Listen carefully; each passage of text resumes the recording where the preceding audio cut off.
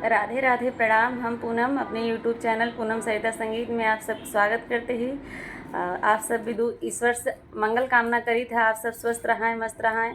जल्दी जल्दी भूसा धैले जाए ना, बारिश आ जाए, हवा आ जाए। हाँ हाँ। और आज हम दोनों जने बहुत सुंदर नाच गीत लेके आए हैं। आप सब सुने कैसे लगा, कमेंट बॉक्स में ज़रूर बताइए और ज़्यादा से ज़्यादा वीडियो शेयर करिए। आप में सबके प्यार आशीर्वाद बनाए रखिए। लगन सीजन चले वाला बा, आप सभी गाना गई जरूर। ससुररिये में पियवा करेला नौकरी, ससुररिये में पियवा करेला नौकरी, करेला नौकरी हो करेला नौकरी, ससुररिये में पियवा करेला नौकरी, ससुररिये में पियवा करेला नौकरी।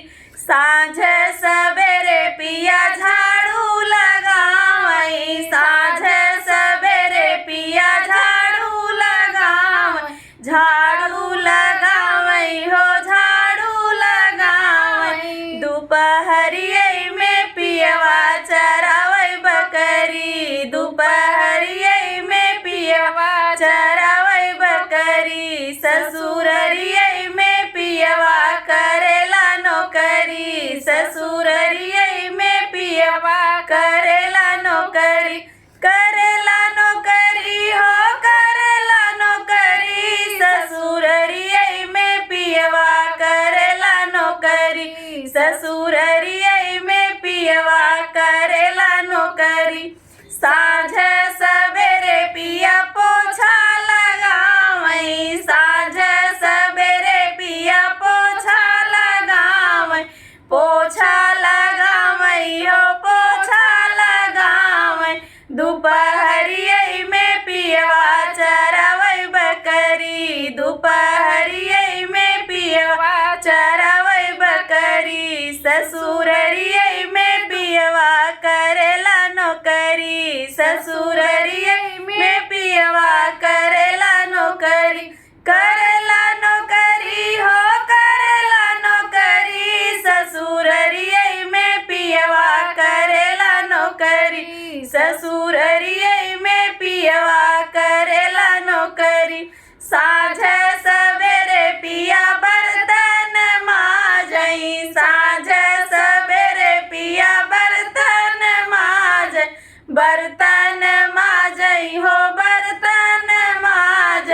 दोपहरिये में पियवा चरावई बकरी, दोपहरिये में पियवा चरावई बकरी, ससुररिये में पियवा करेला नौकरी, ससुररिये में पियवा करेला नौकरी, करेला नौकरी हो करेला नौकरी, ससुररिये में पियवा करेला नौकरी, ससुररिये में पियवा करेला नौकरी।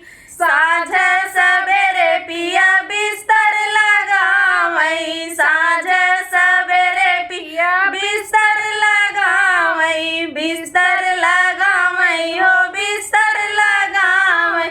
दोपहरिये में पियवा चरावई बकरी, दोपहरिये में पियवा चरावई बकरी, ससुररिये में पियवा करेला नौकरी, ससुररिये में पियवा करेला नौकरी, करेला नौकरी हो करेला नौकरी, ससुररिये में पियवा करेला नौकरी, ससुररिये में पियवा करेला नौकरी।